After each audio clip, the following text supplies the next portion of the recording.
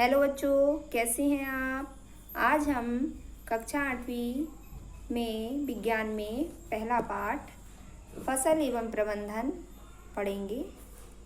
इसमें 18 पाठ हैं आपके और आज हम पहला पाठ पढ़ने वाले हैं।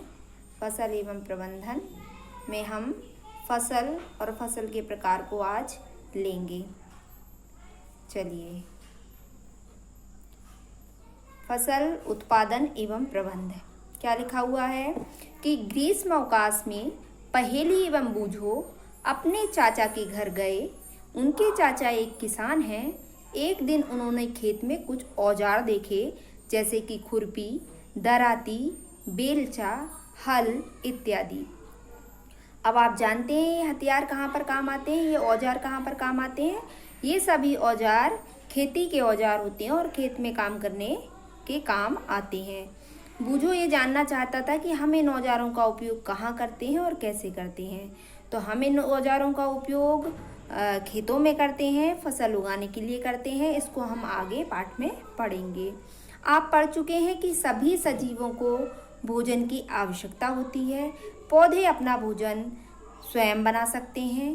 क्या आपको याद है कि हरे पौधे अपना भोजन किस प्रकार संश्लेषित करते हैं और मनुष्य सहित सभी जंतु भोजन बनाने में असमर्थ होते हैं।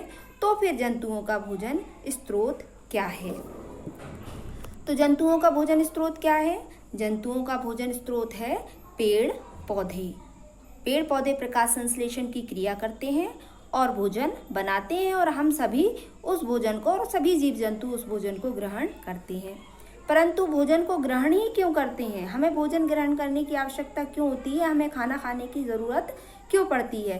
तो लिखा हुआ है कि आप जानते हैं सजीव भोजन से प्राप्त ऊर्जा का उपयोग, हमें भोजन से क्या प्राप्त होती है, ऊर्जा, ताकत, जिसका उपयोग हम विभिन्न जैविक प्रक्रमों जैसे कि पाचन, श्वसन, उत्सर्जन आदि जितनी भी हमारे शरीर में क्रियाएं संपादित होती हैं उनके संपादन के लिए हम भोजन का उपयोग करते हैं, भोजन से प्राप्त ऊर्जा का उपयोग करते हैं।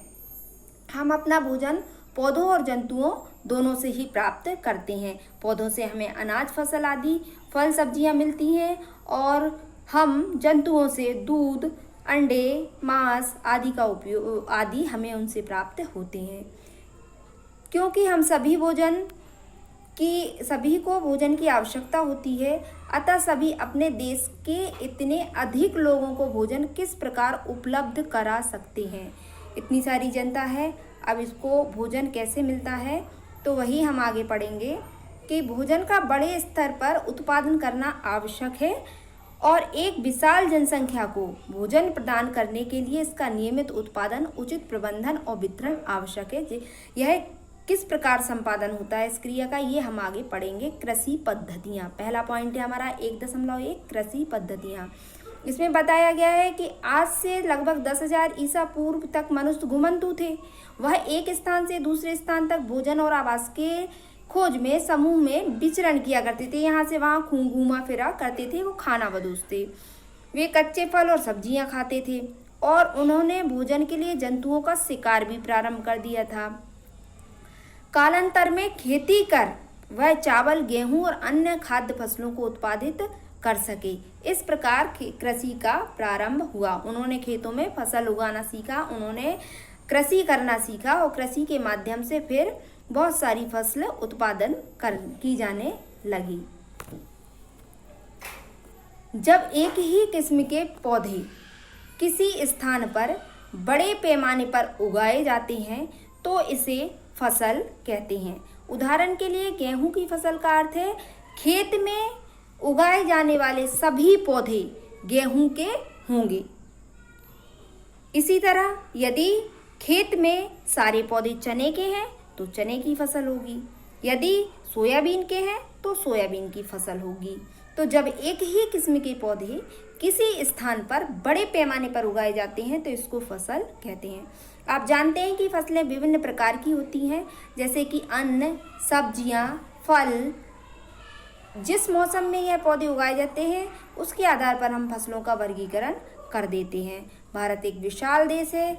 यहाँ पर ताप, आर्द्रता और वर्षा जैसी जलवाष्पी परिस्थितियाँ, जलवायु परिस्थितियाँ होती हैं एक क्षेत्र से दूसरे क्षेत्र में भिन्न भिन्न होती हैं और देश के विभिन्न भागों में विविध प्रकार की फसलें उगाई जाती हैं। अगले पन्ने पर, इस विविधता के बावजूद मोटे तौर पर फसलों को दो भागों में बांटा गया है। एक खरीफ की फसल, वह फसल जिन्हें हम वर्षा ऋतु में बोया जाता है और खरीफ की फसल कहलाती है। जैसे कि भारत अभी वर्षा ऋतु का सीजन चल रहा है, जो फसलें अभी बोई जा रही हैं वह खरीफ की फसल कहलाएंगी। भारत में वर्षा ऋतु में सामान्यतः जून से सितंबर तक होती है और इस मौसम में धान, मक्का, सोयाबीन, मूंगफली, कपास इत्यादि फसलें बोई जाती हैं और ये फसलें खरीफ की फसलें कहलाती हैं। रबी की फसल, रबी की फसल शीत ऋतु में बोई जाती है जो कि अक्टूबर से मार्च तक होती है। तो शीत ऋतु में उगाई जाने वाली फसलें रबी की फसलें कहलाती हैं। ये गेहूं, चना, मटर, सरसों, अलसी, ये सब रबी की फसल के उदाहरण हैं। इसके अलावा कई स्थानों पर दालें और सब्जियां भी ग्रीष्म ऋतु में उगाई जाती हैं। तो अभी हमने पढ़ा कि फसल क्या होती है, किस तरह से फसल का उत्पादन होता है, फसलें कितने प्रकार की होती हैं। तो जब एक ही प्रकार की किस्म के पौधे किसी एक बड़े स्थान पर उगाए जाते हैं बड़े पैमाने पर, तो उसे हम फसल कहते हैं। फसल दो प्रकार की होती हैं, खरीफ की फसल और रबी की फसल। देखिए इस तरह से हम TLM के माध्यम से भी इसे समझ सकते हैं। खरीफ की फसल, रबी की फसल वर्षा ऋतु में बोई जाने वाली फसलें, शीत ऋतु में बोई जाने वाली फसलें, और जब एक ही किस्म के पौधे किसी एक स्थान पर बड़े पैमाने पर उगाए जाते हैं तो इसे फसल कहते हैं। फसल दो प्रकार की होती है, खरीफ की फसल, रबी की फसल। ठीक है बच्चों, अब आप निम्न प्रश्नों के उत्तर आपको देने हैं। आपको ये पाठ मैंने पढ़ाया इतना, अब इसके बाद आप इन प्रश्नों के उत्तर दीजिए, लिखकर व्हाट्सएप ग्रुप पर सेंड कीजिएगा। फसल किसे कहते हैं, खरीफ की फसल कब बोई जाती है, रबी की फसल कब बोई जाती है, रबी और खरीफ की फसल के उदाहरण बताइए और रबी और खरीफ की फसल में अंतर लिखिए। ठीक है बच्चों, कोई समस्या हो तो आप ग्रुप पर मैसेज कर पूछ सकते हैं। ओके बच्चों, बाय।